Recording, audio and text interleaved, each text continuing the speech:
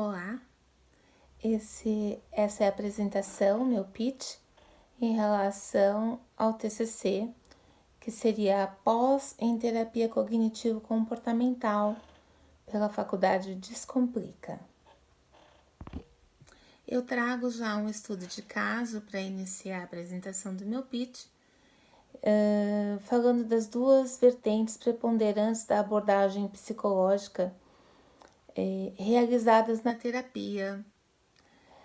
Então, vamos lá. Um evento, né, vou citar um exemplo, como ir a uma festa.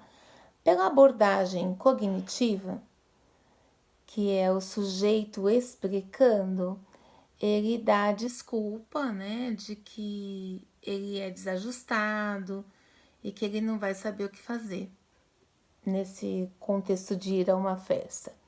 Já pela abordagem comportamental, seria atitudinal.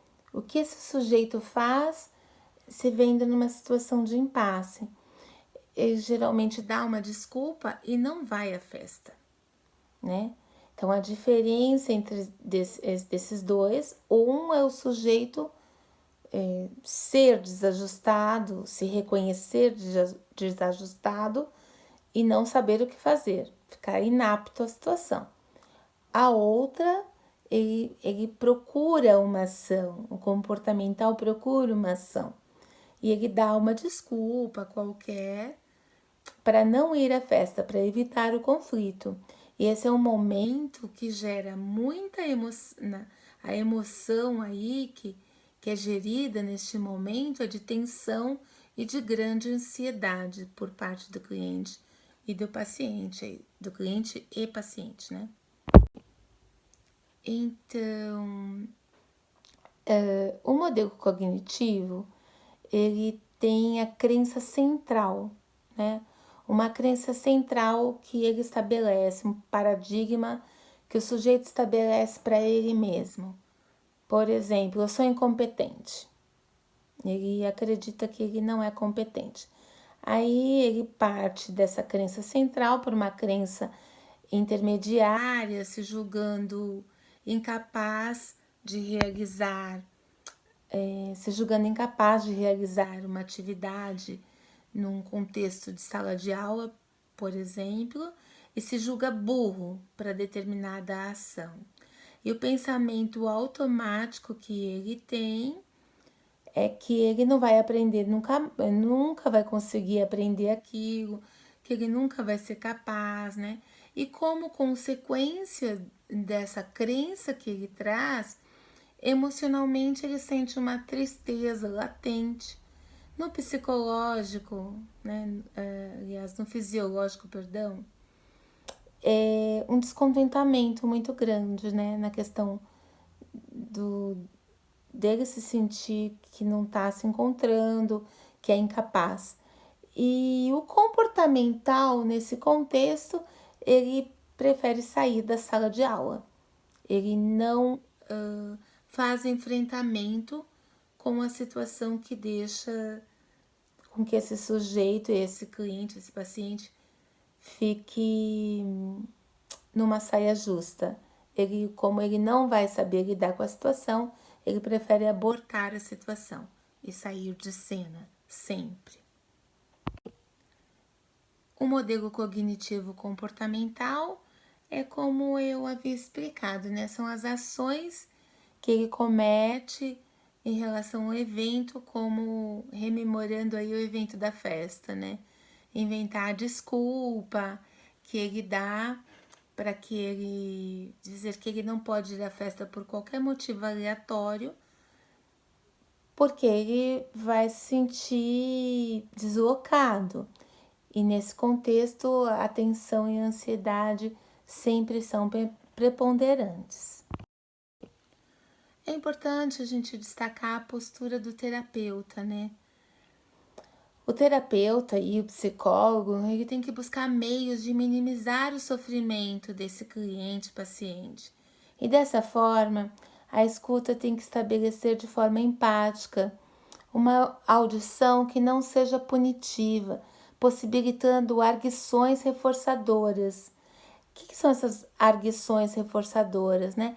Potencializar a tolerância diante das emoções adversas que esse cliente, esse paciente está sentindo, com a finalidade de ampliar as interpretações do paciente, a sua conformidade no processo de aceitação, ele entender, conceber a recusa, o porquê ele faz isso, o porquê ele cai nesses gatilhos que ele próprio muitas vezes engendra, né? E através das interpretações e instruções dadas pelo terapeuta, vai promover essa inferência, vai ter o sujeito vai conseguir consolidar como ele lidar com essas diferentes situações. Os terapeutas, em suas ações, têm grande premissa do encorajamento, ancorar a coragem para esse sujeito, né? No entendimento dos pensamentos autônomos, esses pensamentos automáticos recorrentes que vêm incontrolavelmente, mesmo que o sujeito fale, ele convença, não, eu sou capaz, né? Esses pensamentos automáticos vêm, essas crenças centrais dele, de que ele é incapaz, de que ele não vai conseguir lidar com a situação, simultaneamente vem na mente dele, né? Então, como lidar com essa patologia? Porque acaba sendo uma patologia, né? Quando algo está fora do controle. É possibilitar técnicas para esse cliente, esse paciente, para ele pensar sobre o pensamento dele, garantindo as cognições autônomas, porque quando passa pelo cognitivo, eu consigo justificar, eu consigo pensar sobre, eu tenho que me explicar o que aquilo está ocorrendo e dar atenção total e um controle consciente das minhas ações.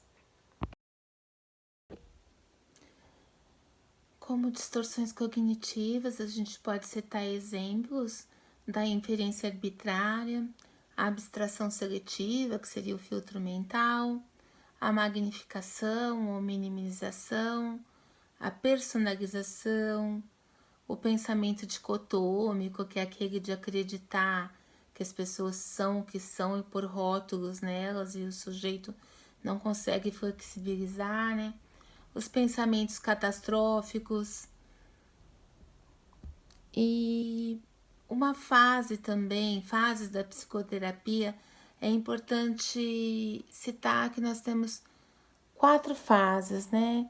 Ela inicia a primeira fase e enfatiza as estratégias de intervenção que irá ocorrer.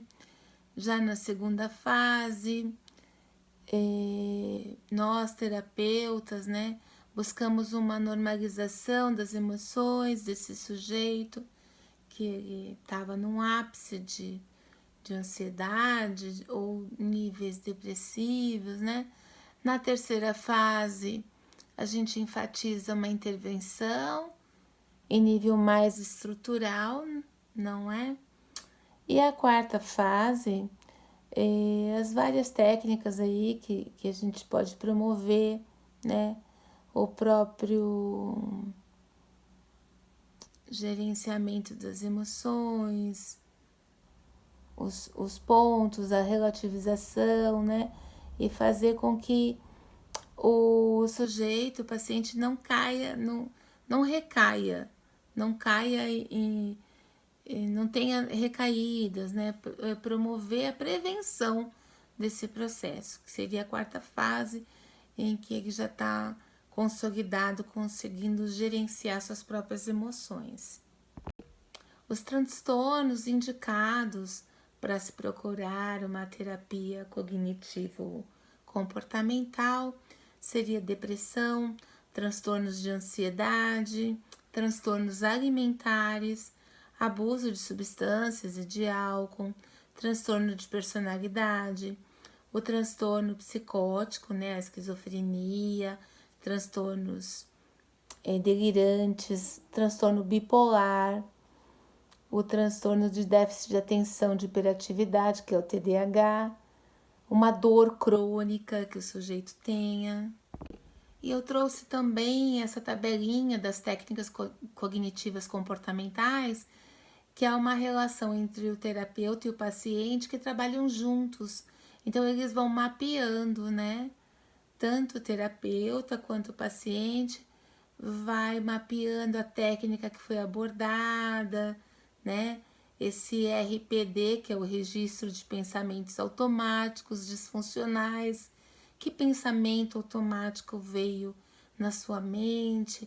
Aí é feita o registro e é localizada a distorção cognitiva, o porquê que ele está fazendo essa disparidade entre o que ele pensa e a realidade presente. Então é sempre bom que o paciente e o terapeuta acompanhem juntos essa tabela a fim de promover a própria autorregulação, sanidade do paciente, que ele se sinta na inteireza do processo, se sentindo protagonista de si mesmo e que ele possa aí depois ter esse mapeamento e ter essa dimensão do que é real e do que é imaginário, né? E aqui é o slide de encerramento. Eu encerro dando gratidão a todos que me ouviram. Espero que, embora seja sucinta essa apresentação, tenha sido que tenha atingido aí as suas propositivas e que as pessoas tenham minimamente o contato aí com a TCC, que é a terapia cognitiva comportamental, e o entendimento entre o psicólogo, o terapeuta e o paciente, o cliente, o sujeito, em diversas inferências que nós possamos aplicar a TCC. Gratidão e agradeço a Universidade, a Faculdade Descomplica desse processo do pitch para estar realizando com vocês, Muito obrigada.